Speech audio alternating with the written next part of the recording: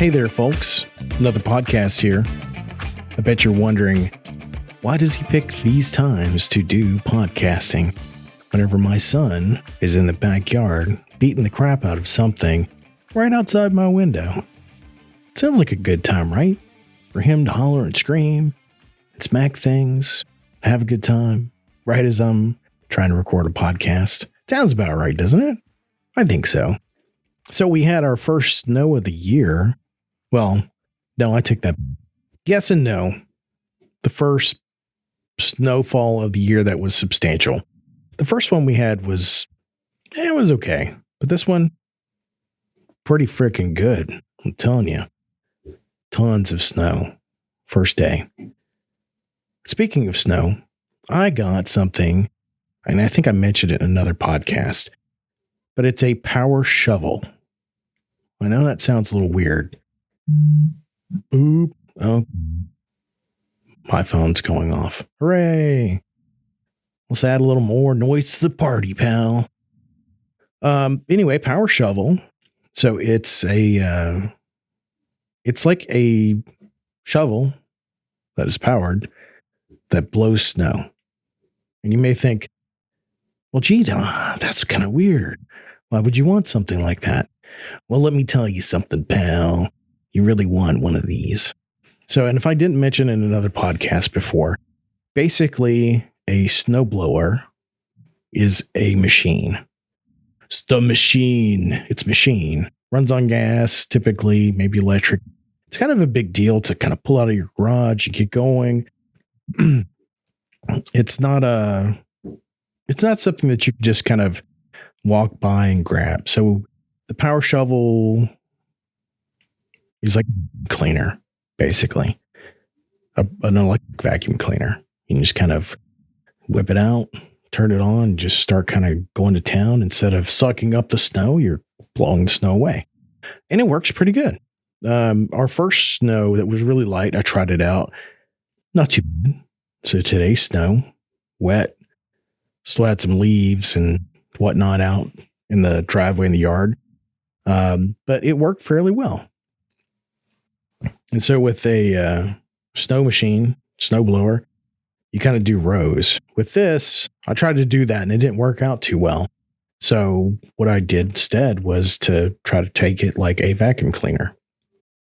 And that worked out pretty well. So you just kind of moving, doing a little bit and kind of going to the next side to side to side to side to side.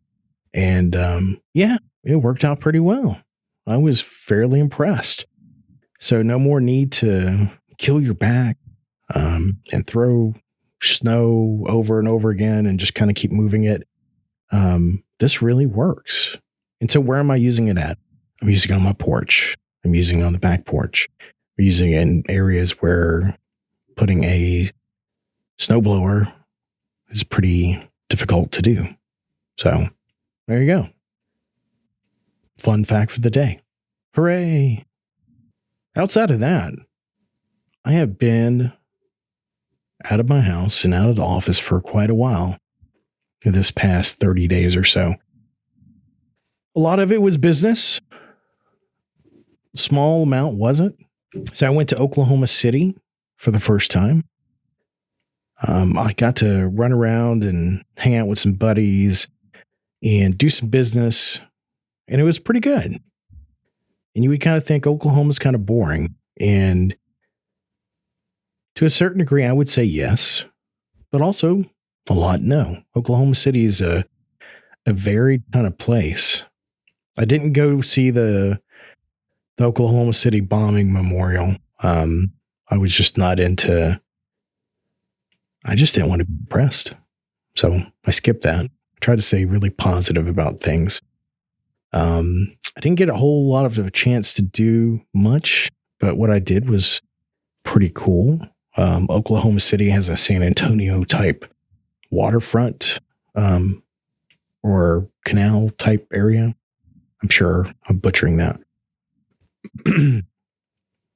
Anyway, very interesting. I got to learn a little about the history of Oklahoma, and Oklahoma's kind of a good looking place in a way. Kind of reminds me of the Southwest, sort of. So would I go back again? Yeah, I would, but I would have to have a very specific agenda to do it. It wasn't exactly adventure at every corner, not by any means. And so with that, on the last day there, I got sick, which I'm all pro, all state now when it comes to traveling and going on conventions and other work related stuff and coming back with the illness. So I think that was outside of Hawaii. I've been 1, 2, 3, at least 4 times. Came back with an illness. Great. Fantastic. There was a lot of people that were coughing and sneezing in various different areas. So it's definitely something that's kind of been going around. I don't think it was just necessarily me. So I came back, coughed and sputtered my way through the week. Definitely didn't feel like COVID. It felt more like a chest cold or something like that. Just something unpleasant and annoying. And it has been. And after that, I took off and I went to San Diego. I went with my family, which was the first time I've ever taken my whole family on a business trip. So that was really, really cool. I hit, what did I hit? I hit Alaska MVP Gold, which in the grand world of frequent flyer mileage plans is pretty cool. But I'll come back to that later. So anyway, we ended up in San Diego. This is my second time there. I had a little bit more time than I had last time, or maybe about the same. But we were up in La Jolla, which is just kind of north of San Diego, not really too far if you're in a plane looking down at it. But it was nice. Torrey Pines area, golf course, really kind of a beautiful area. I really wish I had more time, but the time that we did have, we ended up going to the San Diego Maritime Museum. And that sounds kind of, hey, what's going on there? They had a lot of old sailing ships, and I'm into that. One of my favorite movies of all time is Master and Commander Far Side of the World. That's the movie with Russell Crowe in it. I've read all the Patrick O'Brian books that movie is based off of. I've also read all the Hornblower series by C.S. Forrester. Navy whole ship going thing is fairly a big deal in my family.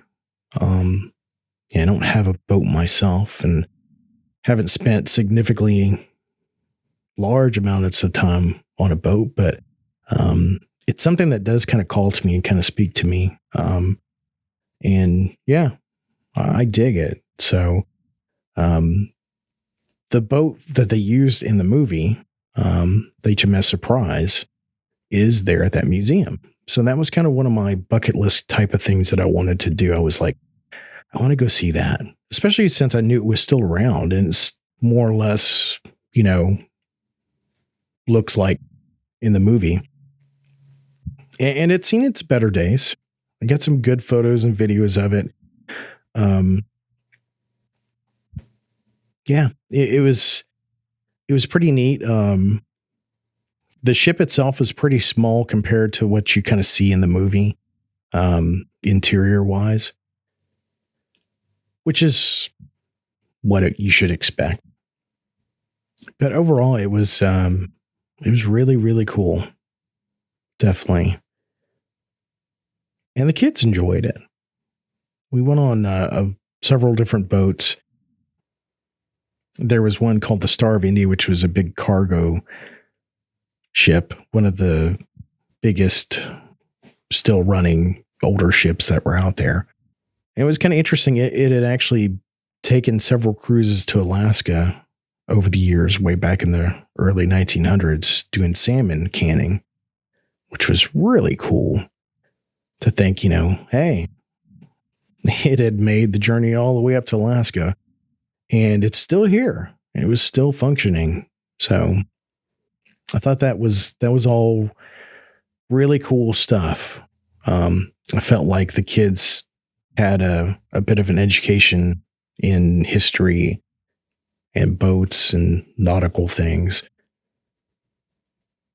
So yeah, it kind of felt like I was living a little bit of a dream, I guess. It was pretty interesting. Would I go back and do it again? Maybe if the kids were older, but they didn't really want to leave right away, and they were a little hungry and a little thirsty. So that's the true mark of if your kids enjoyed it, that they weren't trying to leave straight away. And so after that, we went to, where did we go to? The Cheesecake Factory. And I think this was the first time we'd ever been, and it was pretty good. Did a little bit of shopping, not much. Kind of came back and we had a reception to go to that night. So I just kind of wrap it all up. I really liked San Diego. The traffic was interesting. I still think Anchorage has some of the worst drivers in the world. There's lots of people that'll back me up on that one. California wasn't too bad. There were some crazy things that I saw on the freeway, but overall people in California had a place to go and they were going to get there. There wasn't a whole lot of people going slow and doing stupid things and whatnot. More to the point, like they needed you to get out of the way or, go as fast as them. Really, really kind of refreshing, but also intimidating at the same time. One of the other things we saw was traffic drones. Drones actually flying in traffic, monitoring you, which was a bit surreal to see this drone moving as fast as I was going, which was like 65, 70, maybe even faster, just trying to keep up with everybody else, not get run over. But that felt like the future. I was like, okay, I'm not seeing cops, I'm seeing drones. I'm like, wow, that's pretty wild. What else did I think about San Diego? I think that San Diego is really more residential than anything. And I'll explain that. In most places I go to, there's a lot of residential and there's a lot of commercial, and they're kind of in different spaces, but it's not hard to find commercial. In San Diego, it was relatively hard to find the commercial aspects of things. And my wife is just coughing up a storm outside the door. So pay no attention to what's going on in that hallway with that noise. But there were so many houses. There were so many, duplexes and condos and, big, tall apartment building type things that, like if you wanted to find a gas station, it was kind of hard to find a gas station. If you wanted to find a fast food restaurant, it was kind of hard to find a fast food restaurant. You just couldn't really wander down any old street and find it. You kind of had to go to very specific places, and it was fairly limited. So that was a bit odd. I really felt like we could have been and gone and done anything, in California, because, hey, California, right? Not the case, at least not in San Diego. And, driving, like if you needed to pull over off to the side of the road to do something, that was kind of hard to do. So many cars, the freeway. It was just, I could see where things like DoorDash and these food delivery services were popular in that area because, like, in the Jolla area, that's the San Diego University of California, San Diego area. There was like a mall there, but riding around, for like 30 minutes, we couldn't find a restaurant that we could stop in and eat that wasn't like high end or required you to go to some parking garage or something like that. I was just like, this is kind of weird. Especially for a college type area. So that was a new one on me. So, yeah, so it was odd. We ended up, having an afternoon off and we were like, okay, we can go to the Midway, the carrier, the big aircraft carrier. We could go to Balboa Park. We could go to these different places. And I was like, the kids have had daddy's historical adventure type thing. Let's go to Legoland. We'll do it. So we get out on the freeway. We're traveling north for like 30 minutes and I forget exactly where we ended up at.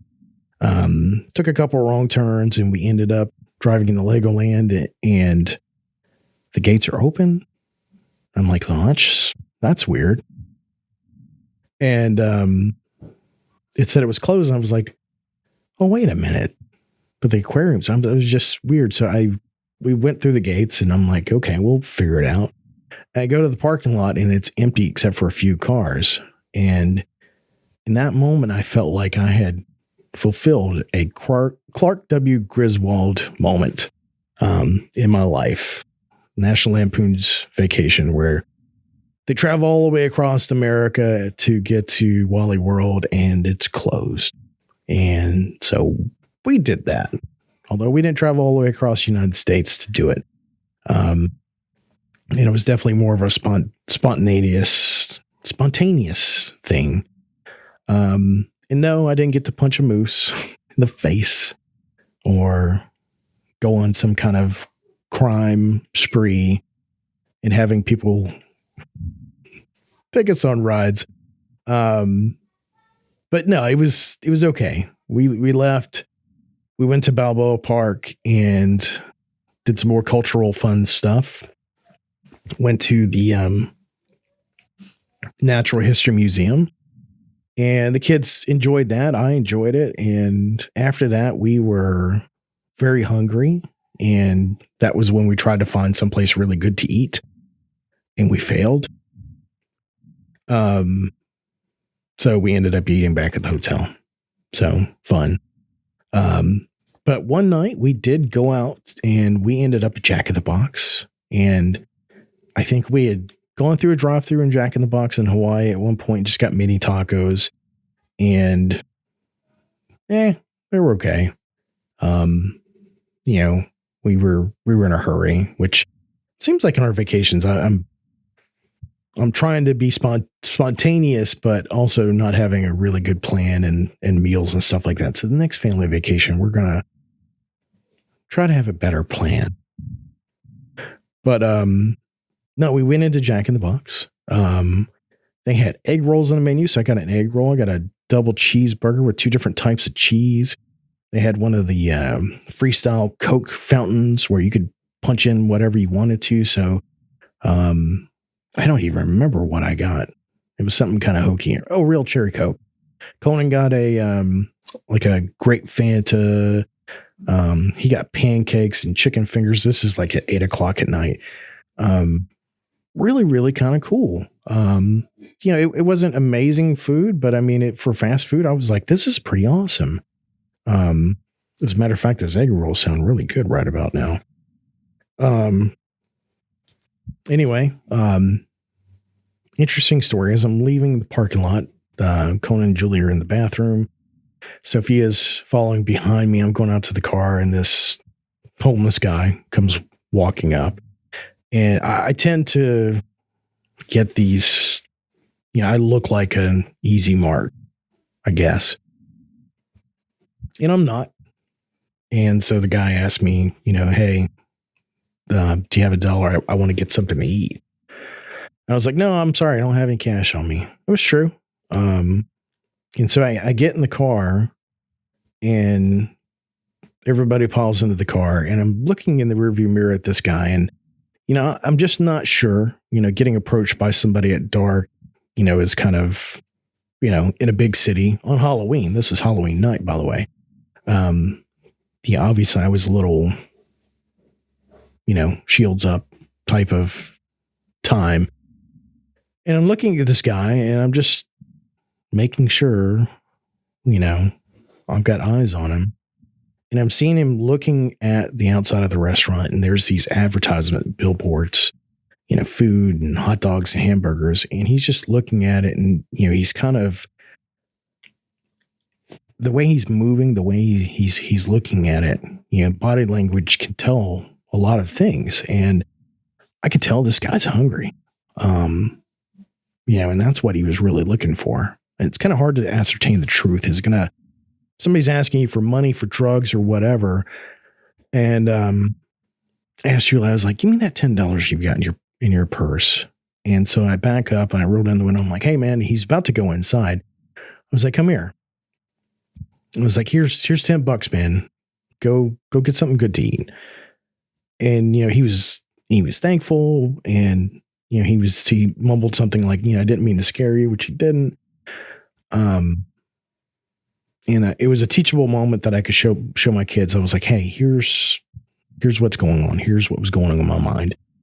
Yes, you should be concerned with your safety in dealing with somebody who, approaches you in the middle of the night who looks questionable, but at the same time, you shouldn't be afraid, but you need to be prepared. And if you're going to give money to somebody, not for drugs, but if somebody's really hungry and they need it and you're sure that they're going to use it for food, go for it, do it. And so anyway, we had a little moment there and it's one of the few times in modern years that I felt like I've given money on the street to somebody that really put that money to what they said they were going to do. It's been a few years ago, but I was at Subway and some guy wanted some money and I told him no. And he's like, I'm really, really hungry. I want to get something to eat. I was like, tell you what, I'll buy you a foot-long sub and some chips. And he was like, would you really? I was like, yeah, man, I'll do that. So I did. And yeah, he ate it and it was good. It was good to give him something to eat. So yeah, feeding the homeless, feeding people that need to eat is always a worthy calling. And it's something that you should do. I think it's something we should all do more of, for sure. But, anyway, I feel like we were really blessed in San Diego. We had a good time. We got down there relatively easy. We got back home relatively easy. It was a good time. And now that we're back and the weekend's almost over, after having a weird schedule for the past 3.5 weeks, it's nice to actually be able to be at home and go to church like we did this morning, shovel all the snow off, spend some time with the family, enjoy each other's company. Even though this morning I was a little irritated because of snow and lack of coffee and whatnot, but hey, we got an extra hours of sleep because of stupid daylight savings time, which I think is the dumbest thing, especially for Alaska. But no, I'm glad to be back. I'm glad that we're able to enjoy ourselves. I've got more travel coming up in December and January. And I feel like after that things will settle down, at least for me having to go to different places. But yeah, so I mentioned earlier, I'm MVP gold Alaska Airlines. Here's the pro tip. Here's the dad tip of this episode. If you didn't learn anything from anything else I've said here, pick an airline or an airline group, and try to stay with that airline and fly, because over time, you'll get rewards, and it's kind of like shopping at a grocery store. I mean, this isn't some big picture type of big deal education here. A lot of stores and things like this have rewards, and, the airlines are probably the king of those rewards programs. And, so find an airline that you like, stick with it, make sure it goes to the places you want to go, that it's a good airline, that you like it. The thing I like about Alaska Airlines is, they fly to a lot of the places I want to go.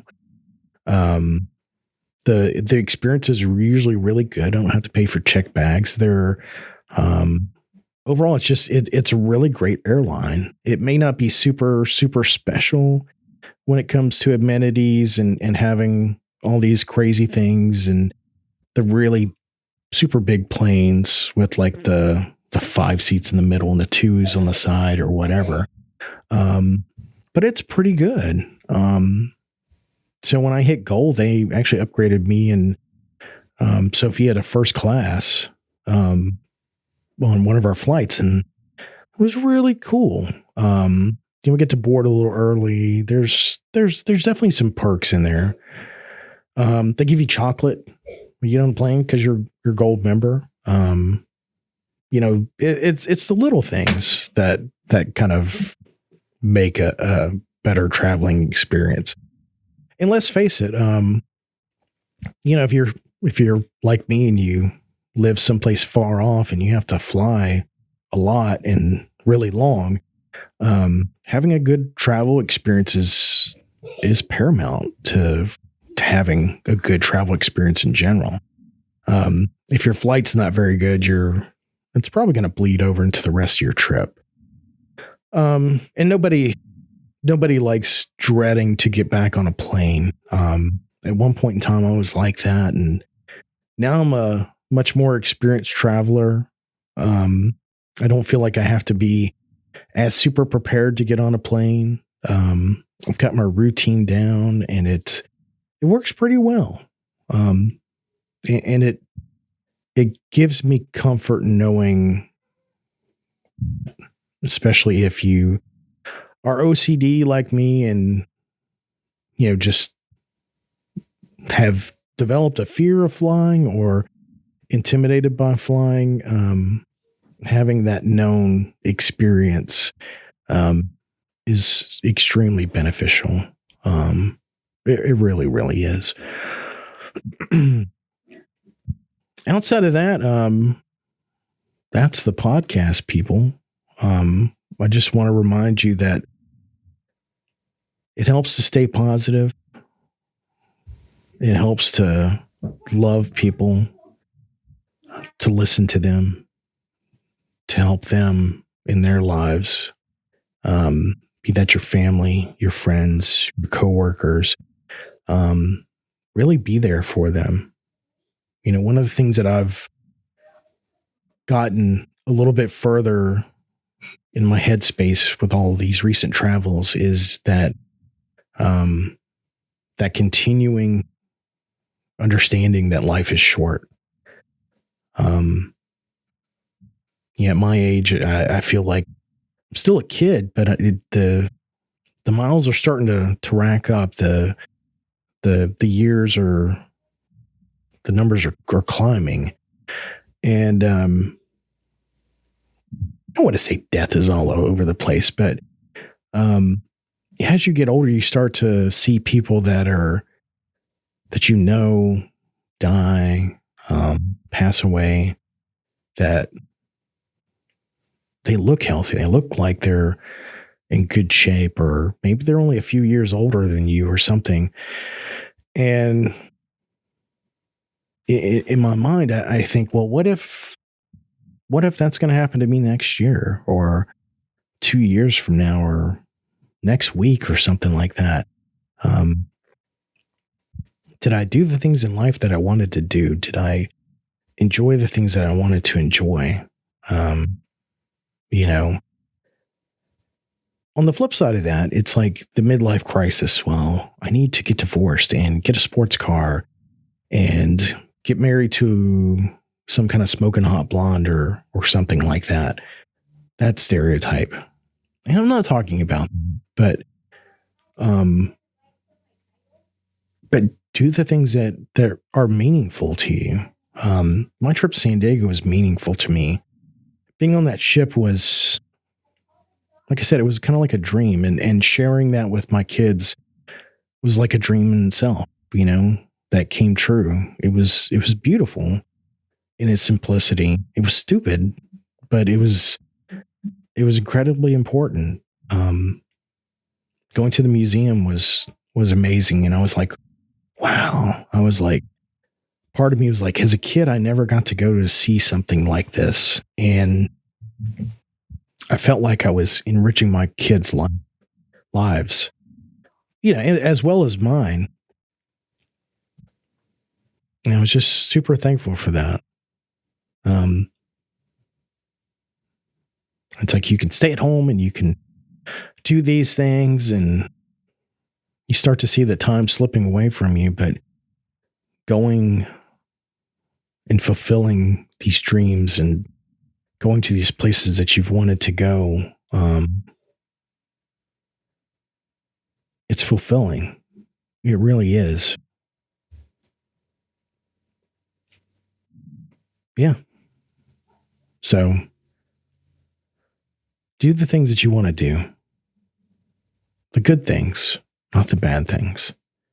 The bad things aren't fulfilling. They're not at all. So that's it. That's it for this podcast. I'm sorry, not this podcast, this episode. I'll be back with more episodes. I think we're going to move to a different format here somewhat soon. I can't remember what it is. I'm sure I thought of it on the plane, but I don't know what it is right now.